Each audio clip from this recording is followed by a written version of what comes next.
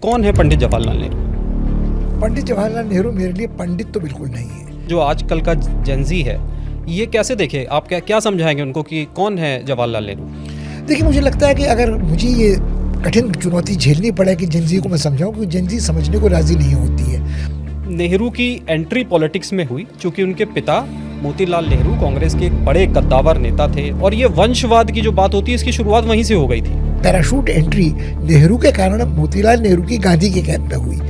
भगत सिंह और HSRA के लिए नेहरू ने न गांधी ने कुछ नहीं किया। तो ये नैरेटिव जो आज हम सुनते हैं, आज व्हाट्सएप पे आता है, ये नैरेटिव इसका मतलब है कि उस दौर में भी चल रहा था। हाँ, देखिए, ऐसा था ना कि हर आदमी को रश होता है रईस आदमी से। क्या नेहरू के कपड़े पेरिस में धुलते थे? ये एडवीना के साथ जो उनके रिश्ते हैं, इसको लेकर के इतने नैरेटिव हैं कि अब ये सड़क तक नहीं है, संसद में कहा जाने लग गया है। तो नहीं, उसको जोड़ दिया जाता है आज की अय्याश शब्द। नहीं, देखिए, अय्याशी तो आदमी की नज़र में होती है, मगर मेरे ख्याल में नेहरू के बारे और इस संबंध के बारे में ये कहना मेरे ख्याल में बहुत गलत है कि 5 बार नेहरू ने इस्तीफे दे दिए और गांधी उनको मना के ले आते थे कि नहीं इस्तीफा मत दो, वापस आओ। हाँ, और नेहरू कभी गांधी को मनाने में उस हद तक सफल नहीं हुए जिस हद तक गांधी उनको मनाने में सफल हुए। कश्मीर के लिए नेहरू जिम्मेदार, धारा 370 के लिए नेहरू जिम्मेदार, तो क्या अकेले नेहरू जिम्मेदार हैं? उसमें मेरे ख्याल में जिम्मेदारी महाराजा हरि सिंह की सबसे ज़्यादा है। जवाहरलाल नेहरू या सरदार पटेल? क्योंकि ये जनरेशन आज की सोचती है कि ये सरदार पटेल और जवाहरलाल नेहरू अपने सामने आते होंगे तो एक दूसरे के खिलाफ तलवारें निकाल लेते थे।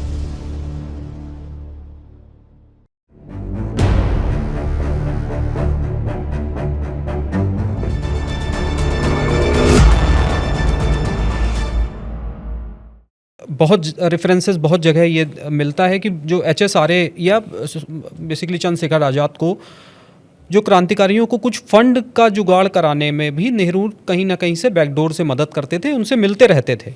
तो ये पूरा ये तो आप मुझसे बड़े नाजुक ज़मीन पे ले आए हैं कि जैसे इलेक्टोरल बॉन्ड है तो उसके लिए जो धन दे है वो हर पार्टी को धन देने वाला हर व्यक्ति निकल आता है। तो बैकडोर से इनको जो देखिए, इसमें एक बड़ी अच्छी संस्मरणों की किताब है शिव वर्मा जी की, जो कॉमरेड शिव वर्मा कानपुर के संस्मृतियाँ नाम की किताब थी। वो 16-17 साल की उम्र में थे और उसी वक्त इनके जेल में थे। जेल में थे और उसके पहले DAV कॉलेज में जो उनका कमरा था, वो अड्डा था जहाँ भगत सिंह भी आते थे, चंद्रशेखर आज़ाद भी आते थे, राम प्रसाद बिस्मिल भी आते थे, अशफाकुल्ला भी आते थे। और वो कई बड़े मज़ेदार बातें कहते हैं। उन्होंने कहा कि जब ये आते थे और छुपते थे और यहाँ षड्यंत्र करके निकल जाते थे, खाने पीने के शौकीन थे। तो जिस होटल में मैं आता था वहाँ आते थे और खाते थे और किस तरह की शरारतें करते थे। तो एक नौजवानों का जो तेवर होता है, जज्बा होता है, वो मेरे ख्याल में भगत सिंह के बारे में सबसे अच्छा जो पढ़ने को मिलता है वो शिव वर्मा के संस्मरणों में पढ़ने को मिलता है, जिसमें भगत सिंह एक ऐसा शहीद नहीं है जो संत महात्मा है, लड़का है जो 23 साल का नौजवान है, 23 साल का नौजवान है, वैसी मगर अनुशासन प्रिय है और अपने सोच को बदलता नहीं है। तो ये सुभाष चंद्र बोस से कैसे रिश्ते थे नेहरू के? लोग तो समझते हैं कि बहुत धुर विरोधी। नहीं, बहुत अच्छे थे। अभी एक आपने उदाहरण पहले दिया था कि जब डोमिनियन स्टेटस वाला उसके विरोध में प्रस्ताव था तो सुभाष ने प्रस्ताव रखा था, अपने पिता को नाराज़ करते हुए नेहरू ने उसका समर्थन किया था। जब सुभाष को हटाया जा रहा था बलपूर्वक कि गांधी जी सट पे आ गए थे, अगर पट्टा रवैया अगर नहीं होंगे तो मैं नहीं होऊंगा, वर्किंग कमेटी डिसॉल्व हो जाएगी, ये सब होगा वो सब होगा, भगाया गया सुभाष को। उस नेहरू ने उनका साथ दिया। मुझे लगता है एक बड़ी रोचक पुस्तक है जो रुद्रांशु मुखर्जी ने लिखी है, पैरेलल लाइफ्स। नेहरू और सुभाष की जिंदगियां समानांतर रेखाएं थी जो एक ही दिशा में चल रही थी मगर कभी मिलती नहीं थी। सुभाष हमेशा से, जब कलकत्ता अधिवेशन हो रहा है, हरिपुरा अधिवेशन होता है, तो घोड़े पर सवार आते हैं, फौजी पोशाक में आते हैं, कोई ख़ास फौजी तमगे वगैरह उन्होंने कलकत्ता में ऑर्डर किए होते हैं, उनको लेकर वो आते हैं।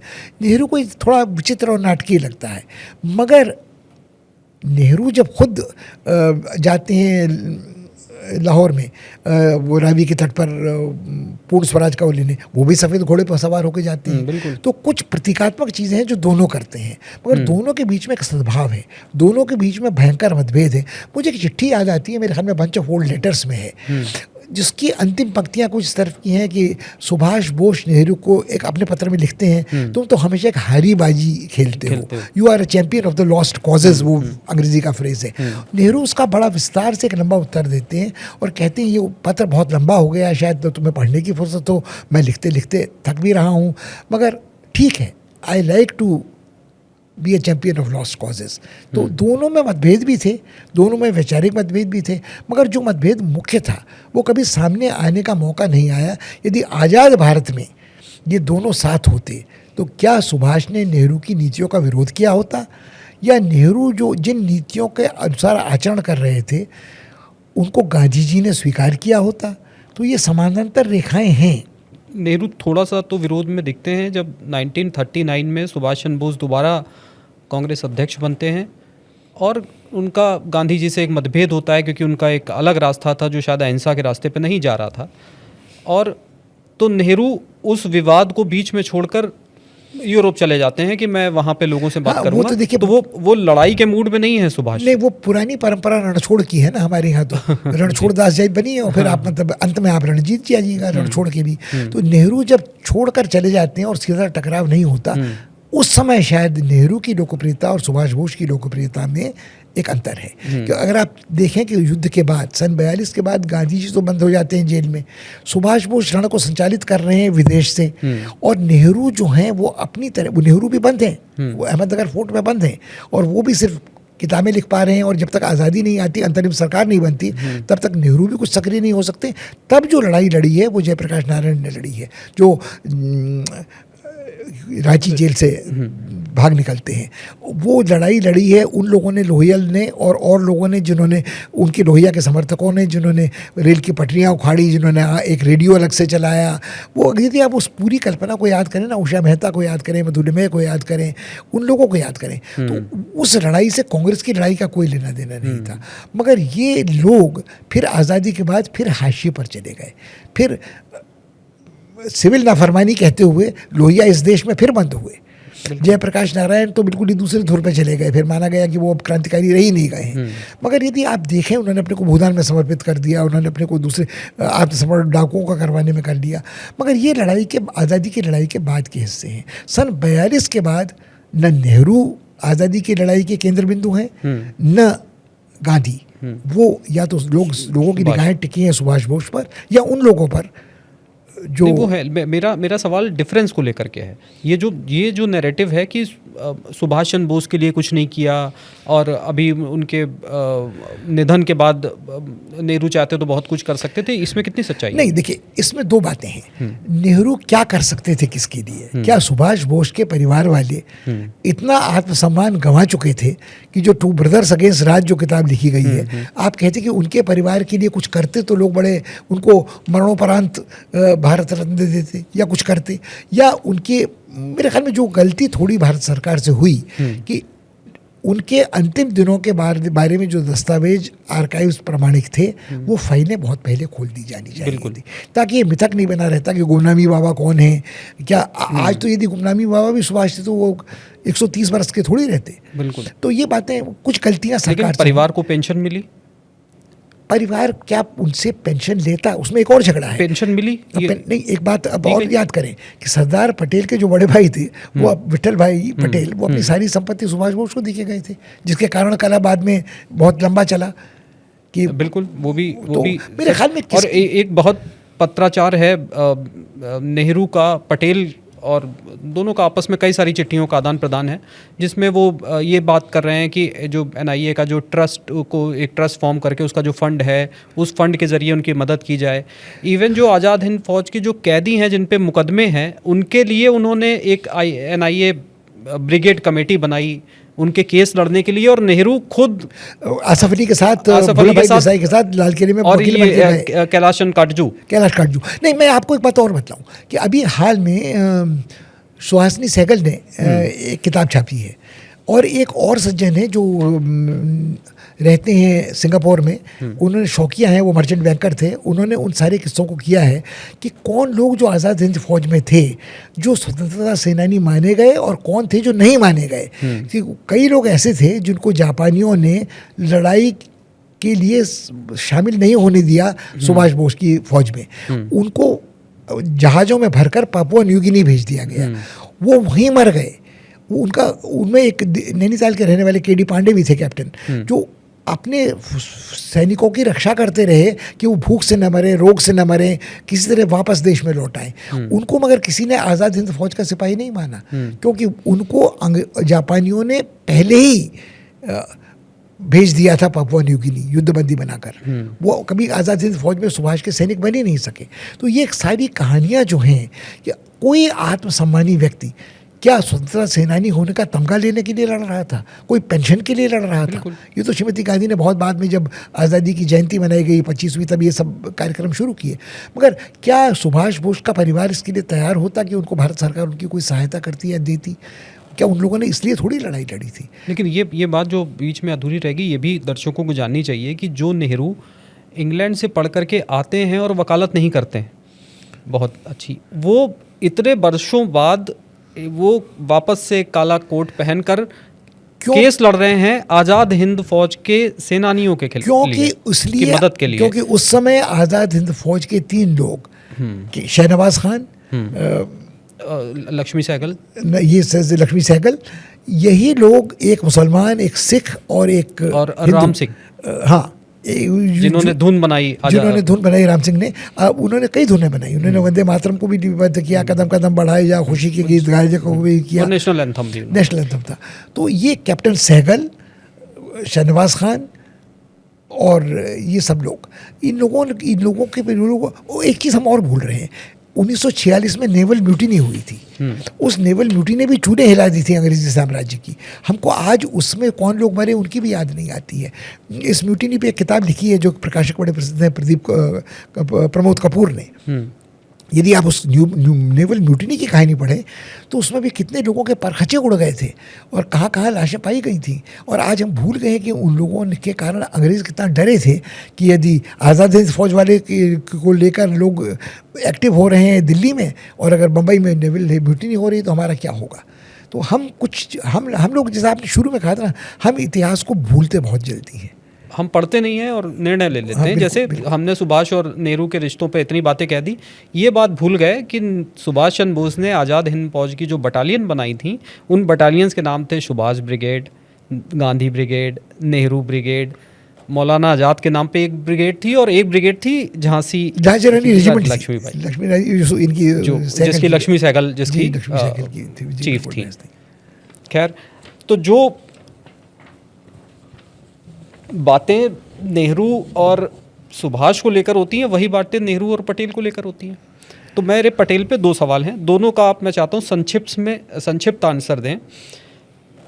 पहला कि क्या सरदार पटेल देश के प्रधानमंत्री होने वाले थे और नेहरू को गांधी ने वीटो लगाकर बना दिया? और दूसरा सवाल कि ये सरदार पटेल और नेहरू, क्योंकि ये जनरेशन आज की सोचती है कि ये सरदार पटेल और जवाहरलाल नेहरू आपने सामने आते होंगे तो एक दूसरे के खिलाफ तलवारें निकाल लेते थे, क्या सच्चाई? नहीं, मेरा ख्याल है बिल्कुल गलत है। और एक बात मैं स्पष्ट कर दूं जो मुझे लगता है वो पुर्जियों वाली बात है कि 11 पुर्जियों में पटेल का नाम था, 12वीं पुर्जी में सिर्फ नेहरू का नाम था। ये आते इतने वोट, कांग्रेस कमेटियों ने 13 वोट मिले थे, 14 वोट मिले थे। मुझे लगता ही है कि गांधी जी की एक आदत थी कि वो हफ्ते में एक दिन मौन रखते थे और जिस दिन वो मौन रखते थे उनका सारा जो संवाद होता था वो पुर्जियों से होता था।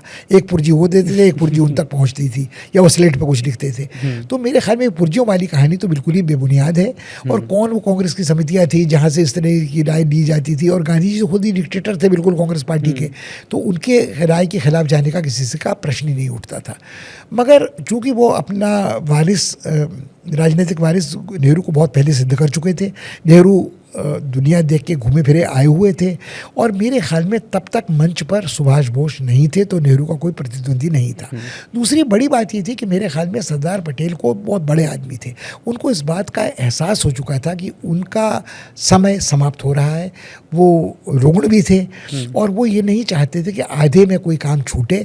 उन्होंने जो बड़ा काम करना था वो रियासतों और रजवाड़ों का एकीकरण कर लिया था वीपी मेनन की सहायता के साथ, और मेनन की सहायता के बाद जो जो एकीकरण हुआ था उसमें पटेल अपना काम पूरा कर चुके थे। और मेरे ख्याल में पटेल को कोई ईर्ष्या द्वेष नेहरू से नहीं था। उनको अपनी उम्र का एहसास था, उनको नेहरू की योग्यता पर भरोसा था, और कोई प्रतिद्वंदिता उन दोनों के बीच में रही हो ये मुझे नज़र नहीं आती। भले ही कई कुछ पत्राचार हैं जो उनके सचिव वी शंकर के हैं जो, और कई बार यह है कि नेहरू को एक खबर थी, उन्होंने चेतावनी पहले दे दी थी कि चीन क्या कर रहा है, कश्मीर में क्या होने जा रहा है।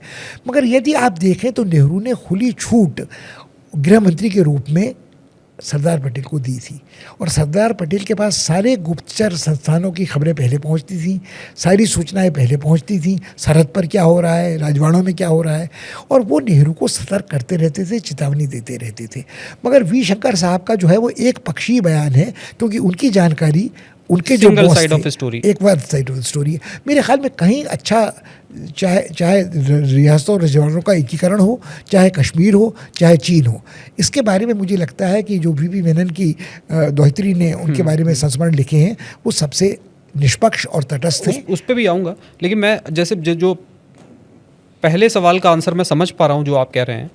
आप ये कह रहे हैं कि ऐसा कोई चुनाव नहीं हुआ था कि बिल्कुल कोई चुनाव नहीं हुआ था। मेरे ख्याल में ऐसा कोई चुनाव नहीं हुआ था जिसमें नेहरू को वीटो दे दिया गया और सरदार पटेल को कांग्रेस समितियों ने कहा होगा कि ये अध्यक्ष बने, ऐसा कोई चुनाव नहीं हुआ। नहीं, मेरे ख्याल में ये चुनाव था तो कौन सा चुनाव था, कौन सी कांग्रेस कमेटियां थी, क्या 11 कांग्रेस कमेटियां थी, मतलब या कौन सदस्य थे जिनके नाम थे जिन्होंने कर रखा था, या गुमनाम पर्चियां थी सारी।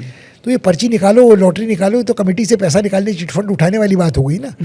ऐसा मेरे ख्याल में नहीं है। और अगर ये बात थी कि जो कांग्रेस अध्यक्ष होगा वही देश का प्रधानमंत्री होगा, तो नहीं, ऐसा भी नहीं था, क्योंकि मेरे ख्याल में कृपलानी जी ने स्पष्ट कर दिया था कि मैं कांग्रेस का अध्यक्ष बनना चाहता हूँ। मौलाना आजाद चाहते थे कि मैं बना रहे, वो गांधी जी से मिले भी, और पत्राचार उनके और कृपलानी जी के बीच भी हुआ। मगर मेरे ख्याल में ये बात बिल्कुल स्पष्ट हो गई थी कि प्रधानमंत्री अंतरिम सरकार में नेहरू ही होंगे। हाँ, ये तो बहुत पहले से, गांधी 42 से बोल रहे हैं, उससे पहले भी ये बातचीत होती रही है। बिल्कुल।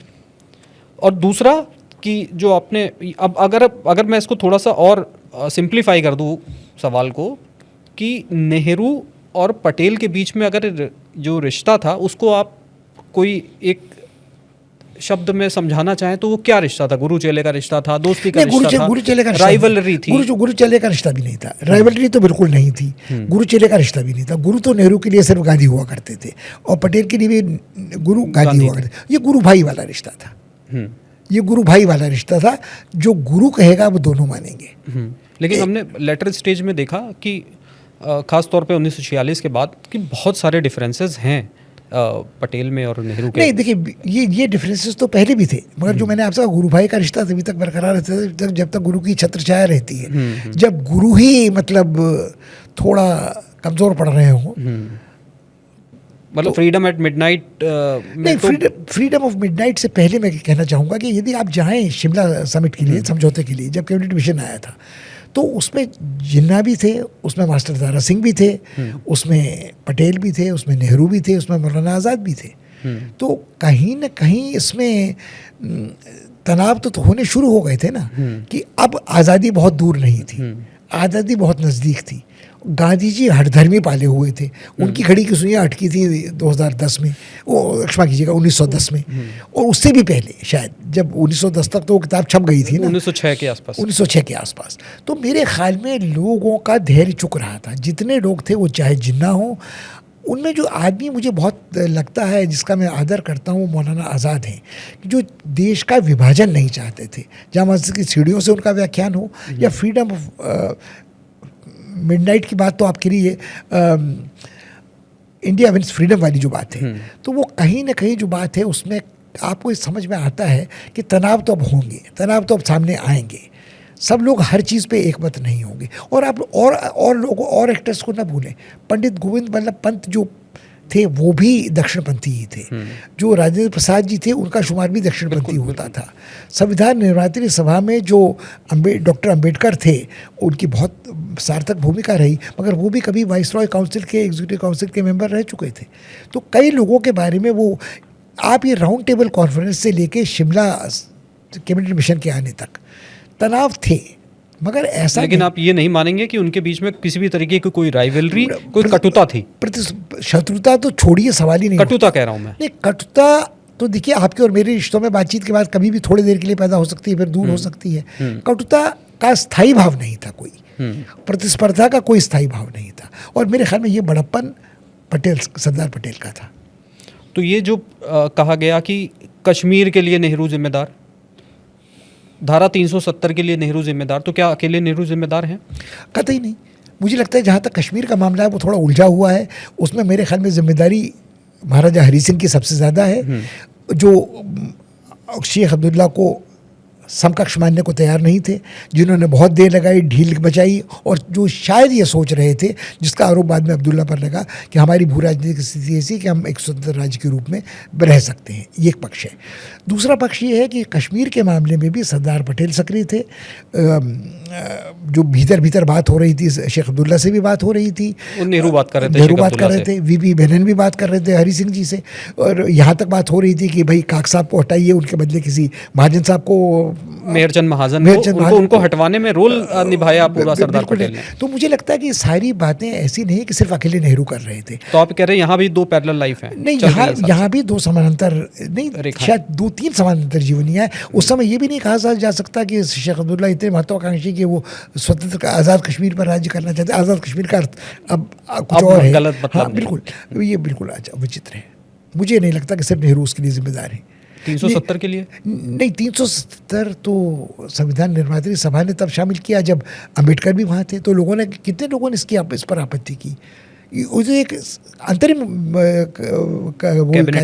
डिसीजन था ना, एक अंतरिम समझौता था। तो मुझे हाँ, नेहरू ने एक गलती ज़रूर की थी, जो मेरे ख्याल में रेफरेंडम की मांग को यूएन लेकिन ये भी कहा जाता है कि वो इतने ज़्यादा कॉन्फिडेंट थे कि जनता जो है वो शेख अब्दुल्ला हमारे साथ है और जनता शेख अब्दुल्ला के साथ है। अगर ऐसा होता भी है तो हमारी जीत होगी। फिर तो चूक आपकी है ना, ये एरर ऑफ जजमेंट तो आपका है। इस एरर लेकिन कुछ एक इतिहासकार ये भी बताते हैं कि ऐसी कोई बातचीत ऑफिशियली तौर पर नहीं कही गई थी। नहीं, ये तो देखिए कहना गलत है कि मतलब रेफरेंडम और यूएन तो इन्वॉल्व किया गया, और ये नेहरू की चूक थी, गलती थी, एरर ऑफ जजमेंट था। यहाँ नेहरू अकेले गलत है, यहाँ अकेले नेहरू गलत है। यहाँ पे सरदार पटेल का कोई नहीं, सरदार पटेल का कोई लेना देना नहीं, बेचारे शेख अब्दुल्ला का भी कोई लेना देना नहीं। तो चलिए, अब मैं लगातार अब आ जाते हैं, हम थोड़ा आज़ाद भारत के पर्सपेक्टिव में बात करते हैं।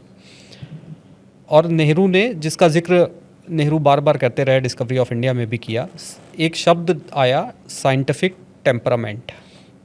ये साइंटिफिक टेम्परामेंट की फ़िलॉसफी से कितना सहमत आप हैं, और कितना सहमत ये हिंदुस्तान दिखा आपको जब ये बातचीत नेहरू की? देखिए, साइंटिफिक टेम्पर की जब आप बात करते हैं तो दो पहले तो ये समझा दिए साइंटिफिक टेम्पर से उनका आशय क्या था। नहीं, नेहरू का आशय क्या था जो मैं समझाऊं, पहले आपको वो बता दूं। मुझे लगता है कि साइंटिफिक टेम्पर का मतलब ये है कि जो चीज़ आपने खुद देखी परखी है, किसी कही सुनी पे आप विश्वास नहीं कर रहे हैं, आप आंखों देखी पर भी विश्वास नहीं कर रहे हैं क्योंकि छल हो सकता है, मगर देखी परखने का मतलब ये है कि जिसको आपने एकाधिक बार परख लिया हो। तो साइंटिफिक मेथड जो है उसका उल्लेख साइंटिफिक टेम्पर से पहले करना ज़रूरी है। साइंटिफिक मेथड एक्सपेरिमेंटल है, जो सिर्फ एक एक्सपेरिमेंट से प्रूव नहीं होता है, एक प्रयोग से सिद्ध नहीं होता। बारंबार वो प्रयोग आप करते हैं, वो दोहराया जा सकता है, नतीजे हमेशा एक से निकलते हैं। वो प्रयोग जब कोई और भी दोहराता है तो नतीजा वही निकलता है। वो स्वयं सिद्ध नहीं है, वो प्रयोग सिद्ध है। तो ये फिलॉसफी देश की कितनी काम नहीं, अभी हम साइंटिफिक मेथड की बात कर रहे हैं। ये हर देश के लिए महत्वपूर्ण है कि आप अंधविश्वास में न जिएं, आप मिथक और इतिहास में फ़र्क करना समझें, आप सिर्फ अपने को परम पुरुष न समझें, आप ये न समझें कि आप ही ज्ञान का भंडार हैं, आप जो कह रहे हैं वो सच है, बाकी कुछ सच नहीं है। ब्रह्म वाक्य आपका नहीं है। यदि ब्रह्म है तो आप उसके बारे में सोचिए। तो जो आदिगुरु शंकराचार्य कह गए हैं वो साइंटिफिक मेथड है। नेति नेति नेति, यह भी नहीं है, यह भी नहीं है, यह भी नहीं है। तो आप क्या देखते परखते हैं, ये साइंटिफिक मेथड है। साइंटिफिक टेम्पर वो है जब आप अपने जीवन में इसके अनुसार आचरण करते हैं, आप अंधविश्वास को या शास्त्र को, शास्त्र सम्मत या परंपरा को सब कुछ नहीं मानते हैं, तो वो साइंटिफिक टेम्पर ज़रूरी है। उसके बिना आपका कल्याण नहीं हो सकता है, आपकी अंधविश्वास से मुक्ति नहीं हो सकती है, आप मिथक और इतिहास का फ़र्क नहीं समझ सकते हैं। और इसी कारण आप कहेंगे हमारे शास्त्रों में तो सती सम्मत है, हमारे शास्त्रों में जाति व्यवस्था सम्मत है, हमारे शास्त्रों में हमारी कोर वैल्यूज़ में, हमारी सिविलाइजेशन वैल्यूज़ में ये सब औपनिवेशिक मानसिकता नहीं संभव है। तो फिर तो प्रभु आईपीएल क्रिकेट भी शास्त्र सम्मत नहीं है ना, वो भी विदेशी औपनिवेशिकता का शिकार है। तो हम विदेशी और स्वदेशी का अंतर करने के लिए पूर्वाग्रह मुक्त हों, इसके लिए भी साइंटिफिक टेम्पर ज़रूरी है। दुर्भाग्य इस देश का ये हुआ कि साइंटिफिक टेम्पर नागरिक के कर्तव्यों में आपातकाल में जोड़ा गया और लोगों को लगा कि उसको कर्तव्य, अधिकारों को ढीला करने के लिए, अधिकारों का हनन करने के लिए नागरिक के कर्तव्य जोड़े गए। उस नागरिक के कर्तव्य में साइंटिफिक टेम्पर जोड़ा गया। मुझे आज तक ये समझ में नहीं आया है कि आप कैसे किसी मतिमंद को साइंटिफिक टेम्पर वाला व्यक्ति बना सकते हैं। यदि कोई व्यक्ति कहता है ये तो मेरी आस्था का प्रश्न है, आजकल तो क्षमा कीजिएगा, पूरी आदर सम्मान के साथ मैं सर्वोच्च न्यायालय के बारे में कह रहा हूँ कि सर्वोच्च न्यायाधीश तक ये कहते हैं कि आस्था के प्रश्न में अदालत क्या कर सकता है। यदि आस्था का प्रश्न सर्वोपरि है तो आस्था तो फिर साइंटिफिक टेम्पर से नहीं निर्धारित होगी। आस्था तो सवाल नहीं पूछा जाता, आस्था में तो आप सवाल नहीं पूछ सकते हैं। तो कहीं ना कहीं आधुनिक जीवन की एक बुनियादी शर्त है, समता पोषक समाज की एक बुनियादी शर्त है कि मैं आस्था के प्रश्न पर नहीं टिकूंगा। मैं तर्क से, लॉजिक से, प्रयोग से जो सामने आता है बात, उसको सच मानूंगा। मैं किसी को जन्मजात श्रेष्ठ ब्राह्मण को या सवर्ण को जन्मजात नीच नहीं मानूंगा। मैं महिलाओं के अधिकार और पुरुषों के अधिकार को समकक्ष मानूंगा। मैं अमीर और गरीब के फ़र्क को दूर करने की कोशिश करूंगा। मैं मिथकों में उलझा हुआ, मैं अंधविश्वासों में उलझा हुआ अपने देश का हित नहीं होने दूंगा। लेकिन मैं आपसे ये समझना चाह रहा था कि ये साइंटिफिक टेम्पर और ये जो आधुनिक भारत बनाने जा रहा हूँ, ये नेहरू बार बार कहते रहे, कितना लाभ हुआ हमको? नेहरू ये हट नहीं पाले थे कि वो आधुनिक भारत बनाने जा रहे हैं। मुझे कोई भाषण नेहरू का ये याद नहीं आता जिसमें ये ध्वनित होता हो कि मैं आधुनिक भाषण बनाने जा रहा हूँ। लेकिन वो राष्ट्र निर्माण कर रहे हैं, वो ये तो बार बार बोलते रहे। नहीं, वो मैं कर रहा हूँ नहीं कह रहे, वो कह रहे हैं हम राष्ट्र निर्माण कर, हम मतलब इस धरती भारत माता की सब संतानें, यदि हम आधुनिक भारत का, विकसित भारत का निर्माण करना चाहते हैं तो हमें विज्ञान का सहारा लेना ही होगा, विज्ञान की भाषा को समझना होगा। और इसीलिए नेहरू जानते थे कि भारत का आम आदमी बिना चमत्कार के बात नहीं समझता, तो उन्होंने जब बांध बनाए, फैक्ट्रियां बनाई, तो उन्होंने आधुनिक भारत के नए मंदिर कहा। भांगड़ा नागल पे मेरे ख्याल में यही सबसे बड़ी गलती थी। जब आपने आधुनिक भारत के नए मंदिर कहना शुरू कर दिया तो आप भी कहीं न कहीं उस मिथकी अंधविश्वास की भाषा में फंस गए। तो फिर वो एक डेरिल डेमोटे नाम के पत्रकार थे जिन्होंने एक किताब लिखी, टेम्पल्स और टूम्स, कि जब बांधों में रेत भर जाती है, वो काम नहीं आते हैं, बांधों को बनाने के लिए लोगों को विस्थापित किया जाता है, तो वो टेम्पल है या मकबरे हैं। ये डेरिल डेमोंटे की बड़ी प्रसिद्ध किताब का एक शीर्षक है, जो तब टाइम्स ऑफ इंडिया के सहायक संपादक हुआ करते थे। नेहरू की ये गलती ज़रूरी थी कि कहीं ना कहीं उनकी भाषा गांधी से प्रभावित हो जाती थी और कहीं ना कहीं फिर वो घालमेल होने लगता था। मैं आपको बताऊँ, एक और उसका उदाहरण है, हीराकुड बांध का जब उद्घाटन किया तो नेहरू ने कहा नहीं, इसका उद्घाटन आदिवासी जंगली इलाके में हो रहा है, एक लड़की करेगी। एक लड़की आई, उसने बटन दबाया, पानी भरा, उन्होंने उस लड़की के गले में माला डाली। उस लड़की को जीवन भर अविवाहित रहना पड़ा कि लोगों ने कहा कि इसको तो बाहर से आए किसी दुक्कू ने अपनी वरमाला पहना दी है। बुधनी नाम था उनका। हाँ, वो नाम था, बुधनी नाम था। वो नेहरू को जो माला पहनी हुई थी, उन्होंने उस लड़की, उस महिला को पहना दी। तो बदली जाती है ना। हाँ, तो वही आदिवासी समाज ने बहिष्कार कर दिया। असल में इन मुहावरों के गलत प्रयोग के कारण मकबरों का, मंदिरों का निर्माण का, अतीत का, मिथकों का, और जो ये आस्था के प्रश्न होते हैं। अब उस बेचारे आदिवासी कबीले की आस्था तो यही है कि जिसने माला डाली वो उसकी पत्नी हो गई। अब नेहरू तो उसको तीन मूर्ति भवन में लाने के लिए हालत में तैयार नहीं थे या हो भी नहीं सकते थे। कितनी विडंबना है बिल्कुल कि नेहरू वहाँ उससे कह रहे हैं कि तुमने बुधनी से कि तुमने पता है कि क्या बनाया है, तो वो कह रही है कि नहीं, हमको नहीं पता है हमने क्या बनाया। तो उसने कहा तुम आने वाली पीढ़ी के लिए देश बना रही हो, और उसको माला पहना देते हैं। और उसके बाद उस महिला के साथ ये होता है कि उसी शाम को संथली समुदाय की बैठक होती है, उसमें कहा जाता है कि इनको तो गांव से निकाल दो। नहीं, और ये आज तो शादीशुदा हो गई हैं अब। आज भी जब मैं पहली बार हीराकुड गया तो मेरे शरीर में रोमांच हो गया कि इस जंगली इलाके में आज से 70 साल पहले किस आदमी ने ये कल्पना की होगी कि यहाँ बांध बन सकता है, दुनिया का सबसे बड़ा मिट्टी का बांध। मगर आज कितनों को बुद्धि की याद है, जिसने देश के निर्माण के लिए अपनी ज़िंदगी तबाह कर दी, अकस्मात कर दी, संयोगवश कर दी, उसकी कोई सूझबूझ उसमें नहीं थी राय में। और बाद में उस बुधनी की उस परियोजना से नौकरी चली गई, बिल्कुल, जिसको 1985 के आसपास राजीव गांधी को पता चला, तो राजीव गांधी वहां जाकर के उससे मिलते हैं और उसको नौकरी वापस देते हैं। हाँ, अगर वंशवाद नहीं हुआ होता तो ये कहीं लोक कल्याण भी नहीं हुआ होता। नहीं, मेरा सवाल नहीं, आपका जो सवाल है ना वो बहुत विचलित करने वाला है। हाँ। मुझे लगता है कि भारत में नेहरू ने जब आधुनिक भारत के निर्माण की बात की तो सिर्फ बांधों की बात नहीं थी, उसमें IIT थे, उसमें IIM थे, उसमें नेशनल फिजिकल लेबोरेटरीज थी, नेशनल केमिकल लेबोरेटरीज थी, उसमें और बहुत सारी ऐसी चीज़ें थी, AIMS थे, और हर राज्य को एक देने की ज़रूरत नहीं थी। एक ऐसा ISRO था, एटॉमिक एनर्जी कमीशन थी। अब भले इन सब चीज़ों का ललित कला अकेडमी, साहित्य अकेडमी, ये नेहरू की देन उतना नहीं है जितना मौलाना आज़ाद की देन है, ललित कला संगीत, क्योंकि उनको एजुकेशन मिनिस्टर के रूप में सब कुछ खुली छूट दी गई थी। मगर मेरे दिमाग में जो बात उठती है, चाहे वो एटॉमिक एनर्जी कमीशन हो, चाहे वो ISRO हो, चाहे वो प्लानिंग कमीशन हो, इन सब का बीजारोपण आज़ादी के पहले नेहरू कर चुके थे। भाभा के साथ पत्राचार के कारण, बॉम्बे टाटा बिरला प्लान के कारण, मगर इनको एक अंजाम तक पहुंचाया प्रधानमंत्री बनने के बाद। उन्होंने पहुंचाया या नहीं पहुंचाया, पहले तो यही सवाल है। अगर नहीं पहुंचाया, जो सपना देखा गया वो क्या नेहरू डिलीवर कर पाए थे? अगर वो सपना नहीं देखा गया होता तो आप नेहरू की ट्विस्ट ऑफ डेस्टिनी वाली स्पीच को याद करें। उस सपने को आज हम पूरा नहीं साकार कर रहे हैं, उस सपने को हम आज आधा अधूरा पूरा करने का संकल्प ले रहे हैं। मुझे एक और चीज़ याद आती है, जब नेहरू का निधन हुआ तो उनके बिस्तर के बगल में एक कविता पढ़ी थी रॉबर्ट फ्रॉस्ट की, जिसका बहुत अच्छा अनुवाद किया है बच्चन जी ने, मतलब अभिषेक ने नहीं, उनके पिताश्री ने, जिसमें कि सुंदर तरु सघन मन मोह कवन, मगर उसकी अंतिम पंक्तियाँ हैं, अरे अभी तो मीलों मुझको जाना है, मैं नहीं इस मूक निमंत्रण को स्वीकार कर सकता। ये मेरे ख्याल में नेहरू की सबसे बड़ी विरासत है, जो हमको स्वीकार करनी चाहिए कि हमको भी अभी ये नहीं कि 10 साल में हम ये कर डालेंगे, 20 साल में हम ये कर डालेंगे, 25 साल में हम ये कर डालेंगे। अभी हमको मीलों चलना है, और मीलों चलने वाली बात के लिए हम सबको साथ चलना है।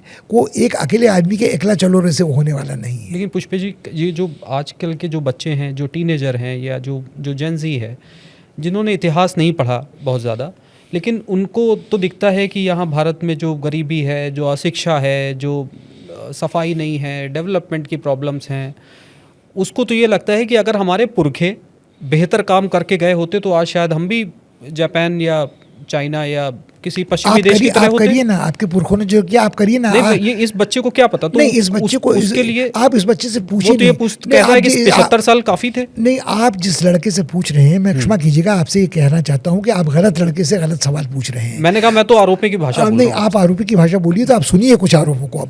आप जाकर पूछिए उस लड़के से या उस लड़की से जो गाँव देहात में रहता है, बिहार के धुर में, जिसके पैर में आज भी हवाई चप्पल नहीं है उड़ान भरने के लिए, जो आज भी एक जीन्स पे फसल काटता आपको नजर आ जाएगा। हर आदमी जीन्स ज़रूर पहन रहा है, हर आदमी के पैर में आज एक चप्पल या जूती ज़रूर है। वो पढ़ा हो या ना पढ़ा हो, वो उसको समझ आती है बात कि देश कहाँ से कहाँ पहुँचा है, क्योंकि उसके माँ बाप उसे याद दिलाते हैं कि बेटा हमारे पैर में चप्पल कभी नहीं थी, हमारे पैर में सिर्फ बिवाई थी। उसके दादा अगर जीवित हैं तो वो उसे समझा सकते हैं, लड़के या लड़की को। उस लड़की को समझ है जो आज वहाँ से आती है काम करने के लिए, नौकरानी के रूप में, घरेलू नौकरानी के रूप में, वो घुसपैठिया समझी जा सकती है, उसको खदेड़ा जा सकता है, जैसा आपको देखने को मिला था दिहाड़ी मजदूरों के संग गुजरा था कोविड के काल में। मगर उन लोगों को ये समझ है कि देश कहाँ से कहाँ पहुँचा है, इसलिए क्योंकि उनके बाप दादे ने उस अभावग्रस्त हिंदुस्तान को देखा है। मैं जब दिल्ली आया था, मुझे हॉस्टल में नाम लिखाने के पहले राशन कार्ड में अपना नाम कटाना पड़ा था, क्योंकि उन दिनों खाने का इतना संकट था, तब तक ग्रीन रिवोल्यूशन नहीं हुआ था। मैं तो पुष्पेश जी आपसे मैं किसी राजनीतिक नैरेटिव पे जाना ही नहीं चाहता। नहीं, मैं भी मैं आपसे पूछ रहा हूँ कि 1947 से लेकर के 1964 तक, क्या 1964 में भारत की स्थिति वैसी थी जैसी सोची गई थी, जैसा सपना देखा गया था, आप मानते हैं कि वहाँ तक पहुँचा भारत बहुत अच्छी दिशा में था? बहुत हद तक वो सपना पूरा हुआ था। मैं आपको याद दिलाऊंगा सुखदेव नामक फिल्म निर्माता की उन फिल्मों की जिसने IM-20 नाम की फिल्मों की सीरीज बनाई थी। जो भारत में थोड़ा बंटाधार होना शुरू हुआ वो नेहरू जी की पुत्री के आने के बाद शुरू हुआ, जो 66 के बाद शुरू हुआ। 66 के बाद यदि आप देखें तो वंशवाद, संजय गांधी का असंवैधानिक शासन, तानाशाही, श्रीमती गांधी की तुरंत मिजाजी, इमरजेंसी, ग्रीन रिवोल्यूशन का पराक्रम जो एक तरह की मृगमरीचिका साबित हुआ, जिसमें सारी पंजाब की धरती जहर से भर गई, ये सारा नेहरू के बाद का काल है। ये नेहरू के बाद का काल है जब हमको ये शौक हुआ कि सारे जहाँ से अच्छा हिंदुस्तान हमारा अगर अंतरिक्ष में सोवियत रॉकेट से गया कोई भारतीय अंतरिक्ष यात्री आ रहा है तो हम उसे अपनी उपलब्धि मान रहे हैं। हमारी उपलब्धि थी, मगर वो उपलब्धि नेहरू युगीन स्पेस कार्यक्रमों के कारण ही संभव हुई थी। यदि हम आज स्वामीनाथन जी स्वीकार करते थे इस बात को कि शायद ग्रीन रिवोल्यूशन बहुत सफल नहीं था, उससे पूंजीवाद को बढ़ावा मिला। आज आप बात कर सकते हैं कि मिश्रित अर्थव्यवस्था से नुकसान हुए।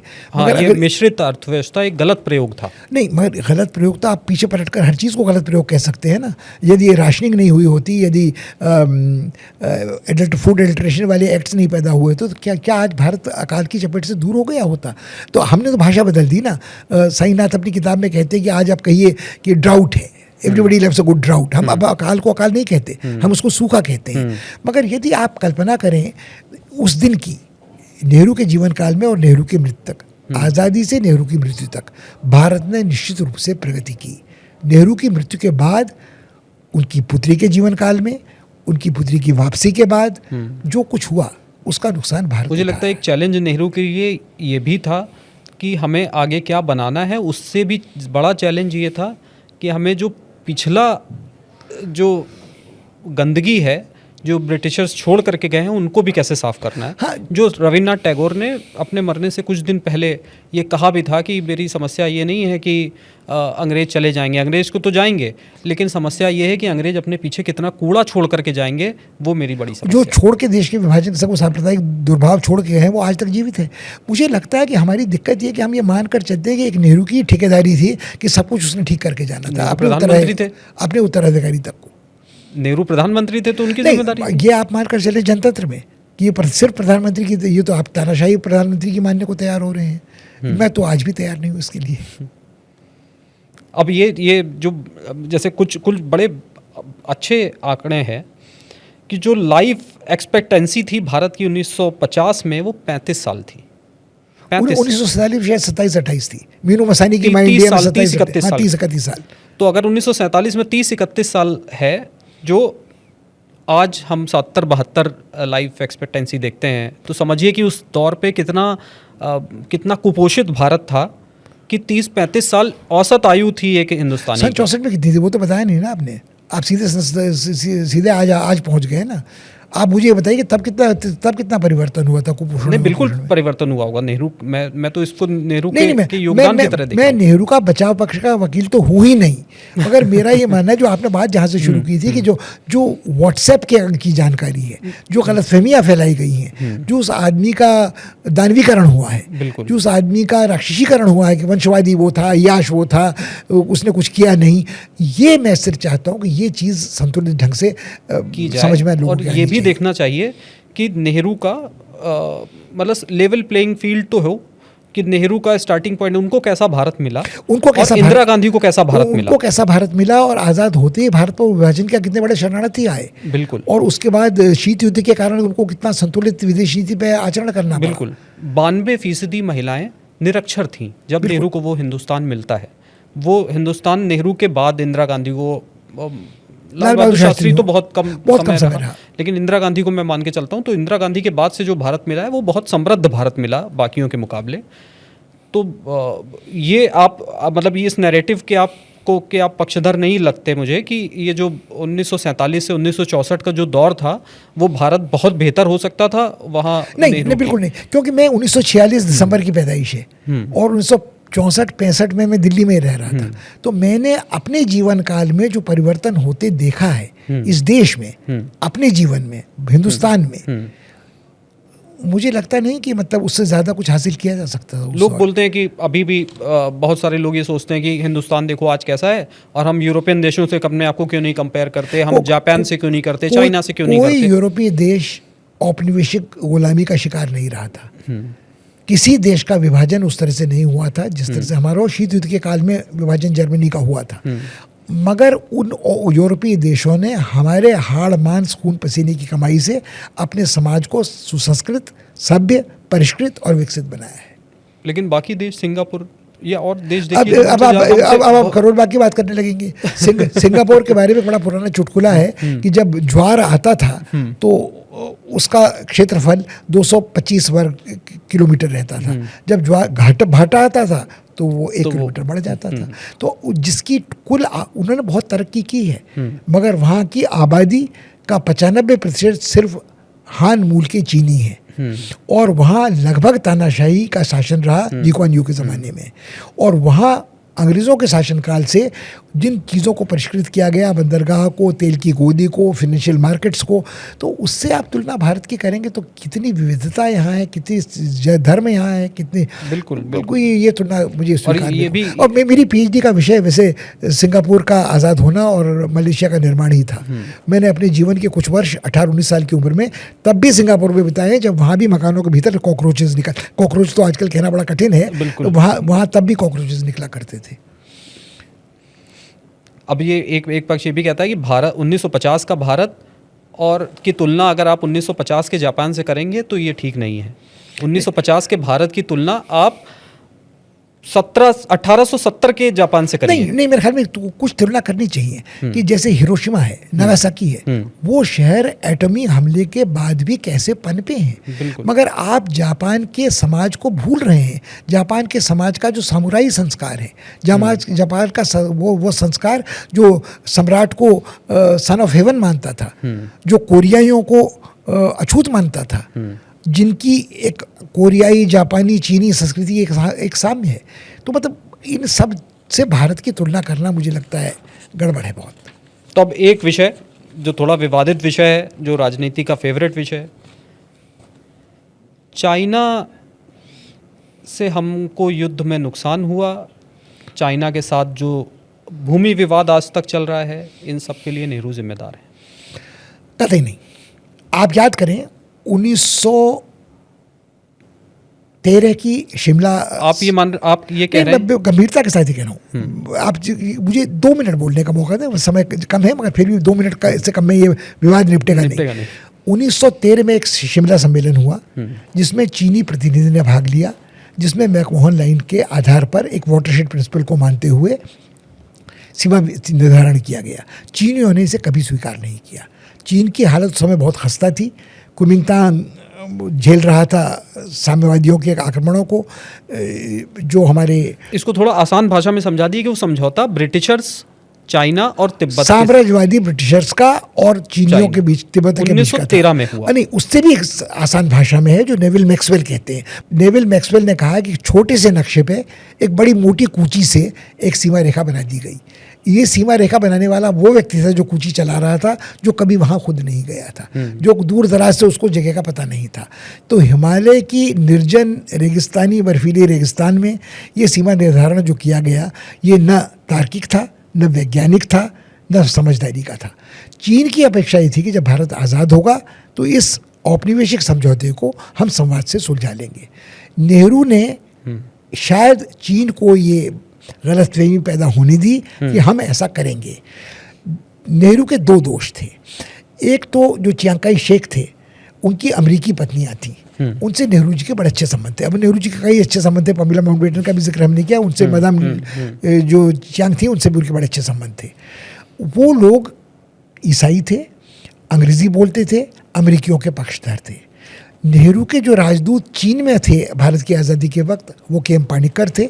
उन्होंने इन 2 चाइनाज नामक की किताब लिखी है।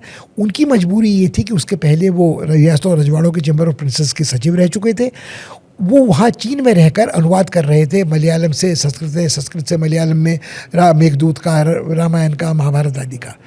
उनकी सहानुभूति उन राजदूतों के साथ थी जो औपनिवेशिक राजदूत थे। तो वो जलसा मना रहे थे जब कोई युद्धपोत वहाँ पहुँचता था। जबकि चीनियों को अपेक्षा ये थी कि वो उनका आदर कर रहे हैं एक भारतीय राजदूत के रूप में। तो कुछ तो जो उनकी रिपोर्टिंग थी वो टेढ़ी तिरछी थी, और जो नेहरू को धोखा हुआ चीन से, एक इस कारण भी हुआ कि जो उनके गुप्तचर संस्थान के मलिक साहब थे, वो जो उन तक सूचनाएं पहुंचाते थे, उनमें उनसे अधिक सूचना पहुंचती थी पटेल के पास, जो नेहरू को बीच बीच में आगाह करते रहते, देखो वहाँ क्या हो रहा है, देखो वहाँ क्या हो रहा है। धोखा हुआ या भूल हुई?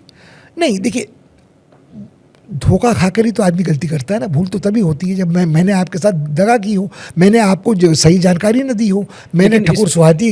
लेकिन इसमें नेहरू किसी और के ऊपर आरोप इसलिए नहीं लगा सकते क्योंकि वो अपनी सरकार में विदेश मंत्री भी खुद थे। विदेश मंत्री खुद थे, मगर गृह मंत्री नहीं थे। गृह मंत्री के पास सूचनाएं आईबी की जा रही थी। मलिक साहब जो थे वो आईबी जो था तब गृह मंत्री। अब आप आज के दर्पण में तब के भारत को मत देखिए। जो मंत्री काम कर रहे थे उनके पास अलग अलग सूचनाएं आ रही थी। गृह मंत्री एक थे, रक्षा मंत्री एक थे, विदेश मंत्री नेहरू जरूर थे, मगर उनके सामने शीत युद्ध का ये संकट था कि अनाज तो हमने अमेरिका से भी लेना है ना, वरना हम पेट नहीं भर सकते अपने भूखे लोगों का। वो मैं आपकी और आप गुटनिरपेक्ष भारत है तो आप कोशिश कर रहे हैं कि मैं उसी पे आ रहा था। एक पॉलिसी हमने बनाई, हिंदुस्तान ने बनाई कि हम ना रूस के साथ रहेंगे ना अमेरिका के साथ रहेंगे, हम गुटनिरपेक्ष रहेंगे। हाँ। और इतनी बड़ी ताकत बन गया कि 100 से ज़्यादा देशों का नेटवर्क तैयार हो गया। क्या ये जो एफ्रो एशियन गठबंधन किया गया, इतने बड़े गुटनिरपेक्षता के लीडर बनने लग गए नेहरू, क्या ये भी एक वजह थी कि चाइना हमको पुश करता रहा कि आपको इतना परेशान करें कि हम या तो आप अमेरिका की शरण में जाएं या रूस की शरण में जाएं? देखिए, ये भी एक मिथक है। नेहरू कभी भी गुटनिरपेक्ष आंदोलन के निर्विवाद नेता अपने जीवन काल में भी नहीं रहे। पहली जो कॉन्फ्रेंस थी वो भारत की आज़ादी के पहले संपन्न हुई थी दिल्ली में, जिसमें सरोजिनी नायडू ने भी भाग लिया था, महात्मा गांधी ने भी भाग लिया था। जहाँ तक मुझे याद पड़ता है उसमें इसराइल का भी कोई प्रतिनिधि था और रूस का प्रतिनिधि भी था। वो एशियन रिलेशंस कॉन्फ्रेंस कहलाती थी, जो पुराना किले में हुई थी। उसके बाद जो बड़ी कॉन्फ्रेंस हुई वो बांडुंग हुई, जो 1954-55 में इंडोनेशिया में हुई। बांडुंग में नेहरू का प्रयास ये था कि चीन को अफ्रो एशियाई बिरादरी में शामिल किया जाए, गुटनिरपेक्ष आंदोलन होने के बावजूद।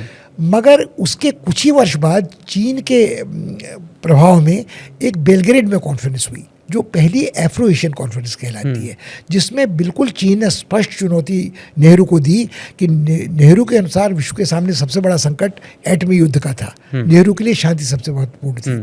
चीनियों का मानना ये था कि विश्व के सामने सबसे बड़ा संकट नव उपनिवेशवाद का है और सबसे बड़ा संकट नव साम्राज्यवाद का है। तो तब सुकार्नो में और नेहरू में स्पष्ट फूट मतभेद नजर आया था, चीनियों में और भारतीयों में स्पष्ट मतभेद नजर आया था। और जो पुराने नेहरू के सहयोगी साथी थे, वो नासिर हों, यूगोस्लाविया के टीटो हों, नरोदम सिहानू कंबोडिया के हों, वो सब उस तरफ को जाने लगे। तो मेरे ख्याल में ये भ्रांति इस देश में हम लोग बहुत अरसे से पालते रहे हैं कि नेहरू एक निर्द्वंद एक छत्र नेता थे गुटनिरपेक्ष आंदोलन। तो नेहरू का पक्ष रखने वाले नेहरू को की हीरो वर्शिप इसीलिए होती है कि देखिए इतने बड़े नेता थे कि उन्होंने नहीं, माफ़ कीजिएगा, मेरे ख्याल में नेहरू की हीरो वर्शिप बहुत पहले ख़त्म हो चुकी थी।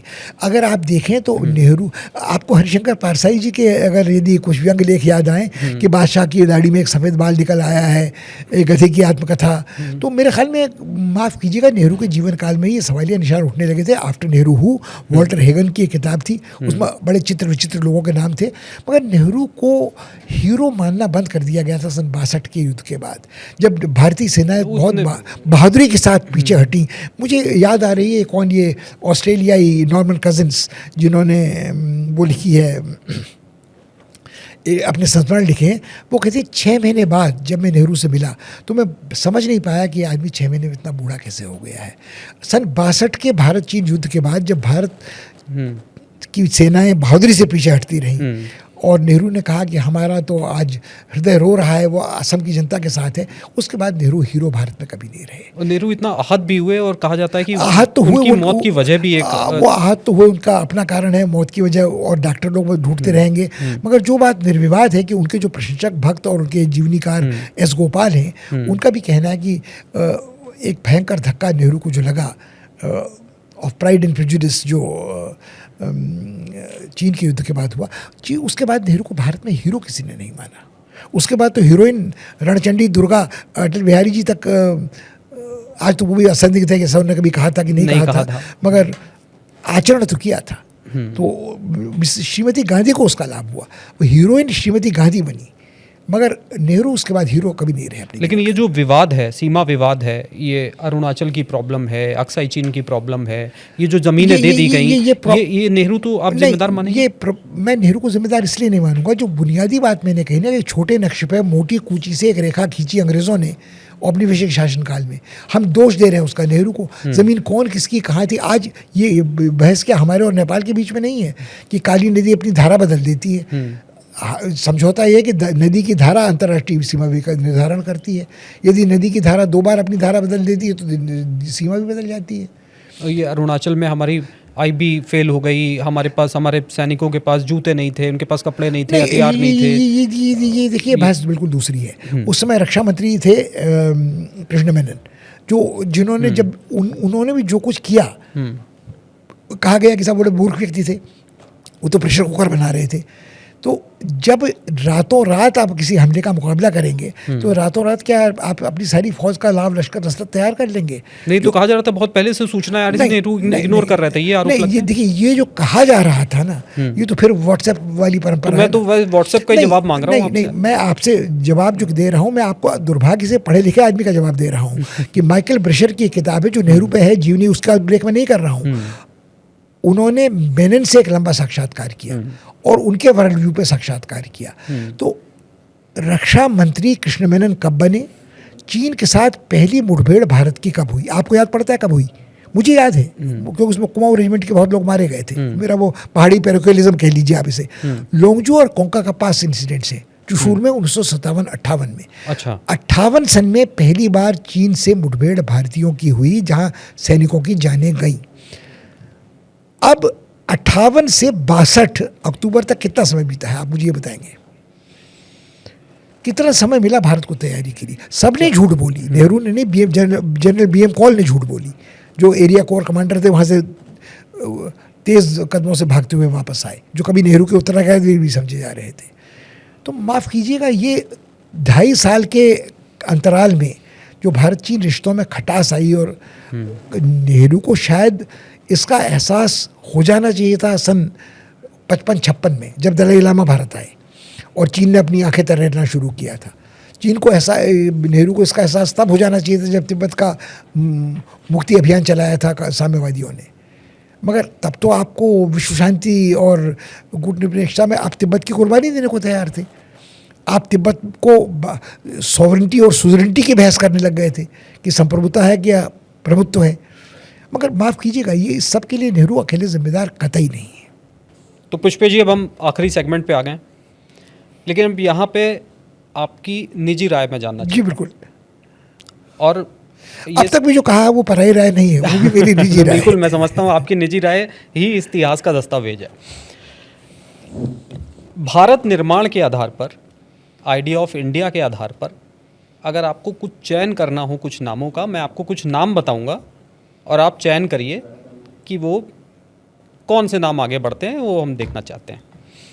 जवाहरलाल नेहरू या विनायक दामोदर सावरकर? जवाहरलाल नेहरू। जवाहरलाल नेहरू या बाबा साहब भीमराव अंबेडकर? जवाहरलाल नेहरू। जवाहरलाल नेहरू या सरदार पटेल? जवाहरलाल नेहरू। जवाहरलाल नेहरू या इंदिरा गांधी? जवाहरलाल नेहरू। जवाहरलाल नेहरू या राजीव गांधी? जवाहरलाल नेहरू। जवाहरलाल नेहरू या अटल बिहारी वाजपेयी? जवाहरलाल नेहरू। अब फंसेंगे आप अगले सवाल पे। जवाहरलाल नेहरू या महात्मा गांधी? जवाहरलाल नेहरू। जवाहरलाल नेहरू। ये पीढ़ीगत प्रश्न है। देखिए, अपना आदर्श संसदीय रूप अटल बिहारी वाजपेयी नेहरू को मानते थे। नेहरू उनको संसदीय अपना एक तरह से उत्तराधिकारी मानते थे। मेरे ख्याल में गांधी मेरी पीढ़ी के आदमी के लिए 1910 का आदमी है, 1906 का आदमी है। नेहरू मेरे जीवन में प्रत्यक्ष भोगा देखा झेला हुआ है। ये अड़चन मुझे आ सकती थी सावरकर के साथ, क्योंकि सावरकर अंडमान से लौटने के पहले तक एक आदर्श वीर राष्ट्रीय सेनानी के रूप में देखे जाते हैं। सागरला, प्राणकलमल्ला, उनको आज भी आप अंडमान निकोबार सेलुलर जेल में जाएं तो लोग जूते उतार कर उनकी कोठरी में प्रवेश करते हैं। मगर जब तुलना आप कर रहे हैं और नेहरू और राजीव गांधी, नेहरू और इंदिरा गांधी की तुलना तो लगभग हास्यास्पद है।